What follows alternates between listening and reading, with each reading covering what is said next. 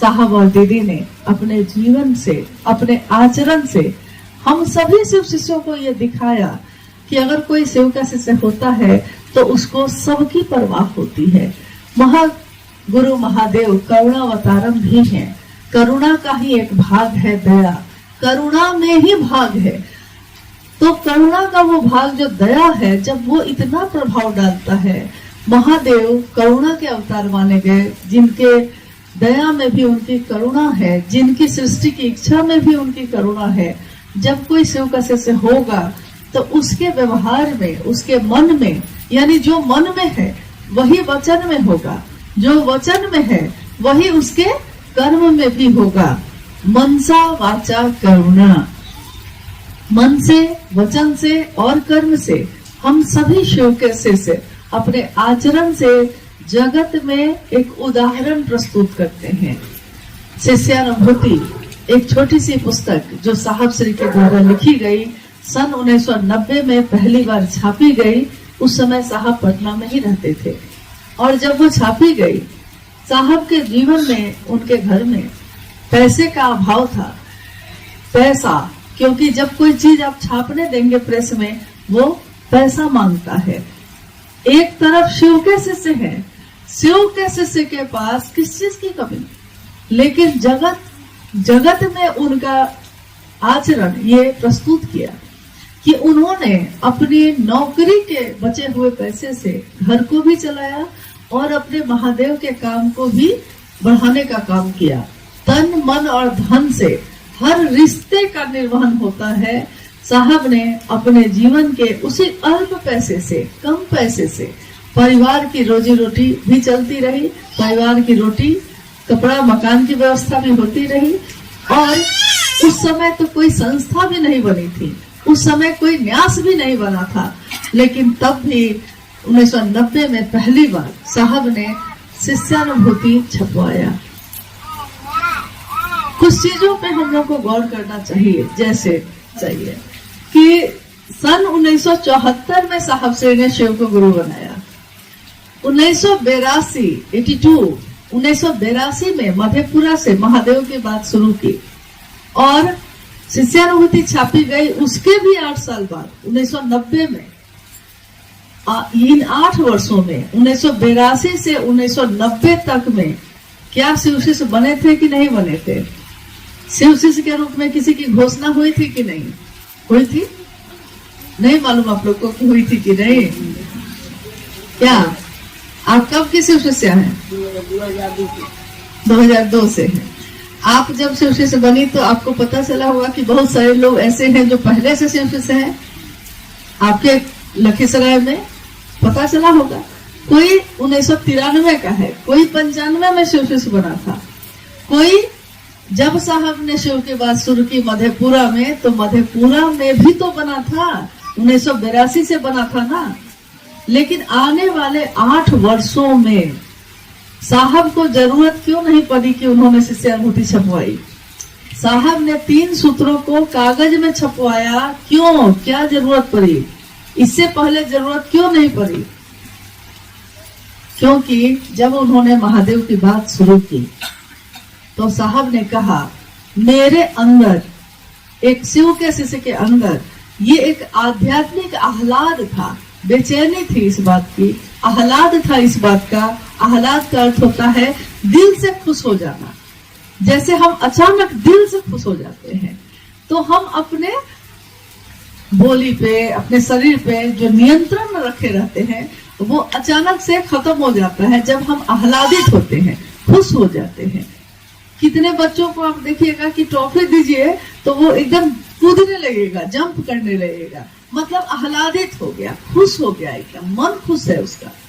साहब के मन में शिव के शिष्यता ने एक ऐसा आह्लाद पैदा किया जिससे उन्होंने ये अंतः प्रेरणा जगी। वो कहते हैं कि मेरे अंदर एक अंतः प्रेरणा जगी। अंतः प्रेरणा यानी आपके अंदर से ही प्रेरणा जगी। आपको किसी ने कहा नहीं कि आपको ये काम करना है, आप खुद ही सोचते हैं कि ऐसा करना चाहिए। अंतः प्रेरणा जगी कि दुनिया के लोगों तक इस बात को पहुंचाएंगे कि महादेव गुरु हैं, दुनिया के लोगों तक पहुंचाएंगे। अब देखिए उस समय में दुनिया में जनसंख्या कितनी होगी, खरबों, लाखों, करोड़ों, अरबों, खरबों, महासंख्य आदमी की गणना इतनी तक है। पूरी दुनिया में अगर इंसान की गिनती की जाए तो कितने इंसान होंगे, गिनती ही खत्म नहीं होगी, क्योंकि प्रतिदिन लोग पैदा हो रहे हैं, प्रतिदिन किसी की मृत्यु भी हो रही है, तो गिनती कभी खत्म नहीं होगी। एक तरफ शुरू कीजिए, जब तक थोड़ा सा पहुंचिए तब तक इधर जनसंख्या और बढ़ चुकी रहती है, तो गिनती नहीं हो सकती। और एक तरफ अकेले एक इंसान, एक आदमी जो शरीर से बहुत ताकतवर नहीं है, जो पहलवान जैसा नहीं है, जो अघोरी की तरह दाढ़ी और रुद्राक्ष की मालाओं को धारण करके नहीं बैठा है, जो गृहस्थ आश्रम में रहते हैं, जो दुबले पतले से कोमल शरीर के साहब भैरवानंद जी और कोमल ही हमारी माँ नीलमानंद एक छोटे से गृहस्थ परिवार में रह रहे हैं। और उस समय उन्होंने संकल्प लिया इतना बड़ा। बल किसका काम कर रहा था उस समय? हमारे आपके साथ तो 5, 10, 20 लोग चलते हैं, तब भी हम कमजोर अपने आप को महसूस करते हैं। कहते हैं कि कैसे जाएंगे, 5 आदमी रहता तो ठीक रहता। लेकिन उस अवस्था में जब कहीं कोई नहीं था साथ देने के लिए, साहब ने ये संकल्प लिया और बहुत आह्लादित मन से लिया। स्वाभाविक है उनके मन में ये बेचैनी थी कि महादेव इतना सुंदर गुरु है, उससे ऊपर कुछ भी नहीं है, तो जितनी जल्दी से जल्दी लोगों को शिव का शिष्य हम बना दें। तो उस समय की घटनाओं को जब माँ नीलमानंद जी ने बताया तो उन्होंने कहा कि साहब जब शिव की चर्चा शुरू करते थे, कार्यालय से लौटने के बाद पूरी रात बीत जाती थी और पता ही नहीं चलता था कि महादेव की बात चल ही रही है सो चल ही रही है। बोलते जब बीच में वो रुकते थे और कहते थे कि नीलम चाय थोड़ा बनवा देती, तो माँ कहती थी कि पहले मुंह धो लीजिए क्योंकि सुबह हो गई है। कब रात बीत गई? ये कब होता है? जब हम किसी के प्रेम में पड़ जाते हैं। कब रात बीत गई? जैसे कभी कोई गुरु भाई गुरु बहन कहते थे साहब से कि जाने का मन तो बहुत था साहब, लेकिन बारिश का समय था तो कैसे जाते, ठंडा का समय था तो कैसे जाते, महादेव का काम करना तो चाहते हैं, ठंडे इतना है कि नहीं जा पाते। कोई कहता कि गर्मी है, जेठ की दोपहरी है, कैसे जाएं। किसी के लिए पूस की रात, किसी के लिए जेठ की दोपहरी और किसी के लिए बारिश का मौसम। बाधाएं तो बहुत सारी थी। साहब ने कहा किसी लड़की से प्रेम हो जाए तो पूस की ठंडी रात में वो लड़का पूरी रात बिता देता है छत पे, क्योंकि सामने में उसकी एक झलक दिखाई देगी। बस इतना अगर है, इससे ज्यादा मिलेगा कुछ नहीं, झलक दिखेगी उसकी जिससे प्रेम कर बैठा है। पूरी रात उस ठंड में कैसे बिताता है पता भी नहीं चलता। तो महादेव से रिश्ता कैसे बनाया कि मौसम असर कर जाता है, जगत की बाधाएं असर कर जाती हैं। रिश्ता इतना कमजोर है कि हर बात बाधा बन जाती है, जबकि चलने वाला पहाड़ को भी सीढ़ी बनाता है और नहीं चलने वाले के लिए सीढ़ियां भी पहाड़ बन जाती हैं। इस तरह से साहब ने बात शुरू की 1982 से। कुछ लोग शिव शिष्य बने, चलने भी लगे, दूसरों से भी बात करने लगे। धीरे धीरे साहब ने ये देखा कि मैं अकेला हूँ, कितनी जगह जा पाऊंगा। तो उन्होंने कुछ लोगों पे विश्वास किया। जैसे अगर यहाँ कुछ लोग हैं तो हमको लग रहा है कि हम अकेले इस घर को कितना साफ कर पाएंगे, चलिए सब कोई मिलके करते हैं। तो जो काम 2 दिन में होगा वो 1 घंटे में हो जाएगा, अगर सब मिलके करेंगे तो। साहब ने सोचा कि कितनी अच्छी बात है और लोगों का सहारा लेने से ये और बढ़ेगा, लोग तक सही बात पहुंचेगी, दुनिया के लोग महादेव को अपना गुरु बनाएंगे। तो उन्होंने कुछ लोगों पे विश्वास किया, लोग जाने लगे। अब साहब ने देखा कि जो साहब की बात को लेके जाता था क्षेत्र में, वो कुछ न कुछ अपनी तरफ से उसमें कुछ बढ़ा देता था या कुछ घटा देता था, अपने अनुसार उसमें परिवर्तन करने लगा। ये मानव का मन होता है, ये इंसान का स्वभाव होता है कि उसका कर्ता मन, उसका मन ये समझता है कि ये तो साहब की बात है, इसमें हम क्या किए, तो वो कुछ और भी बता रहा है। साहब ने कहा 3 सूत्र बताना, तो कुछ लोगों ने 4 सूत्र बताना शुरू किए, किसी ने 2 सूत्र बताया, तीसरा अपने अनुसार जोड़ दिया। तो उन्होंने कहा कि क्योंकि मैं शरीर से नहीं जा सकता हर जगह, लेकिन अगर मैं इसको छपवा दूं, अपनी बातों को छपवा दूं कि ये बात किसकी है, तो साहब हरिदानंद जी की, तब उसमें तो कुछ नहीं घटा पाएंगे न कुछ बढ़ा पाएंगे। तो पहली बार 1990 में उन्होंने शिष्यानुभूति, जिसमें 3 सूत्रों का भी जिक्र था कि शिव का शिष्य बनने के बाद आप 3 सूत्र करिए, छपवाया। और जब वो छापा गया तो क्योंकि बहुत बढ़िया क्वालिटी छापने में ज्यादा पैसे लग रहे थे और पैसा था कम, 20-21 तारीख होते होते घर में पैसे खत्म हो जाते थे। तो माँ कहती साहब से आके कि घी खत्म हो गया पूजा के लिए, और साहब कहते कि क्या महादेव आपके घी के दिए से ही प्रसन्न होंगे, अगरबत्ती जलाने से प्रसन्न नहीं होंगे? तो माँ कहती हाँ, कहे नहीं। तो वो फिर अगरबत्ती भी तो खत्म होगा। तो अब अगरबत्ती भी खत्म हो गई, और साहब कह रहे हैं क्या महादेव आपके मन से किए हुए प्रणाम से खुश नहीं होंगे? हाँ होंगे। और मन से ही प्रणाम कर दिया, ताली बजा के ही हरा बोला हम लोग गा लेते हैं। क्या महादेव माइक लगाने से खुश होते हैं? नहीं, महादेव तो मेरे मन से जो गूंज उठती है, पुकार उठती है, उससे ही आनंदित हो जाते हैं, उसी से जुड़ाव हो जाता है। तो साहब ने इस तरह की अवस्था में भी अपने जीवन के पैसे को बचा बचा कर महादेव की शिष्यता बढ़े, इसके लिए ये काम किया। जब उन्होंने लोगों को जोड़ा था तो उस समय बहुत लोग ऐसे थे जो बहुत अमीर नहीं थे, बहुत बड़े बड़े लोग नहीं थे, गांव के रहने वाले गुरु भाई गुरु बहन, निर्बल सामर्थ, जिनका बहुत बड़ा सामर्थ नहीं था। फिर कुछ संख्या बढ़ी, कुछ और ज्यादा महादेव की शिष्यता बढ़ी। तो महादेव की शिष्यता जब बढ़ी, साहब ने फिर छोटी छोटी जगह पे महादेव की चर्चा के लिए लोगों को बुलाना शुरू किया। पहली बार गढ़ बरवारी, जानते हैं आप लोग? गढ़ बरवारी का नाम सुना है? गढ़ बरवारी के बारे में सुने हैं कभी? सहरसा में है ये।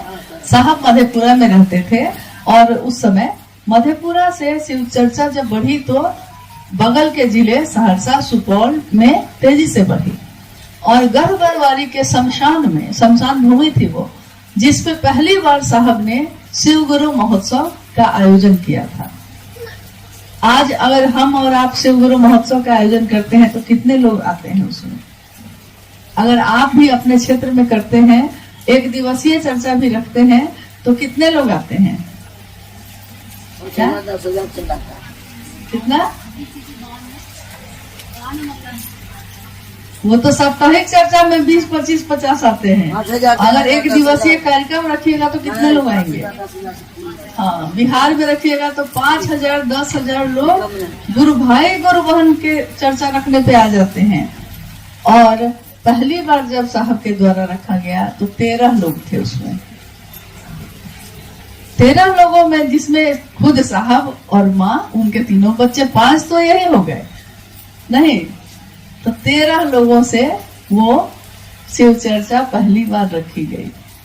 उस दिन साहब ने कहा, हम जब कहते हैं क्या साहब का शरीर उतने दिन आगे जा चुका था? नहीं, उस दिन उन्होंने कहा कि आज जो 13 लोग हैं, एक दिन 13 करोड़ होंगे।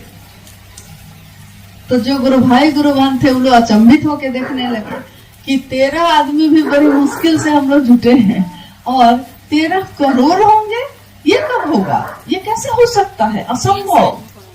किसी दिन किसी ने कहा था कि चांद तो मामा है, चांद पे कोई जा कैसे सकता है? उस दिन उसके लिए ये अचंभे की बात थी। और आज कोई कहता है तो लोग कहते हैं हाँ, चांद पे तो कितने लोग जा चुके। अब मंगल पे जा रहे हैं।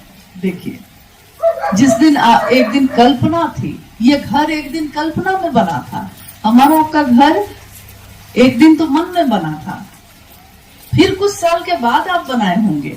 आपने उसी दिन मन में सोचा होगा इस जमीन पे घर बनाएंगे, सोचा होगा, लेकिन इसके लिए इच्छा के साथ ज्ञान लिया, क्रिया किया, तब कहीं जाके घर बनता है।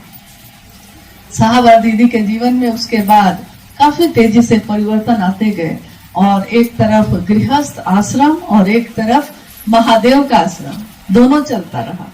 दोनों बातों में एक साथ संतुलन के साथ बढ़ते रहे। शिष्यानुभूति जब छपी थी तो साहब ने कहा था, लोगों ने जब कहा, उस समय के गुरु भाई गुरु बहनों ने कहा कि कितना पैसा लिखा जाए, कितनी कीमत रखी जाए इसकी, क्योंकि किताब छपेगा, कागज छपेगा तो पैसा लेगा ना प्रेस वाला, ये पैसा हम लोग कहाँ से लाएंगे। और साहब ने कहा उस दिन, शिष्यानुभूति की कीमत कभी नहीं ली जाएगी, क्योंकि इसकी कीमत पैसे से नहीं चुकाई जा सकती। और उन्होंने शिव के शिष्य साहब हरिनंदन जी ने उसमें लिखवाया, मूल्य आपका शिव शिष्य होना, आपका शिव शिष्य होना ही इस शिष्यानुभूति का मूल्य है। जिसने लिया है उसको चुकाना है। चुकाने के लिए क्या करेंगे? महादेव गुरु हैं, दीक्षा दिए हैं, तो हमारे मन में महादेव का प्रवेश हुआ है। अब महादेव को से दीक्षा लिए हैं। दीक्षा मतलब क्या हुआ? क्या महादेव आके कान में मंत्र दिए हैं? ये विचार हमारे मन में प्रवेश करता है। ये विचार, ये सोच हमारे मन में आती है कि महादेव मेरे गुरु हैं, मैं उनका शिष्य हूँ। हे शिव, आप मेरे गुरु हैं, मैं आपका शिष्य हूँ, मुझे शिष्य पर दया कर दीजिए। बस ये विचार, ये सोच, ये महादेव की दीक्षा है। यही दीक्षा है। शिव के शिष्यता में अगर कोई पूछता है कि दीक्षा कैसे देंगे महादेव, तो साहब ने कहा कि यही गुरु की दीक्षा है। इनिशिएशन, प्रारंभ करना, शुरुआत करना ही, विचार करना ही महादेव की दीक्षा है, जो इंसान के मन में जाती है।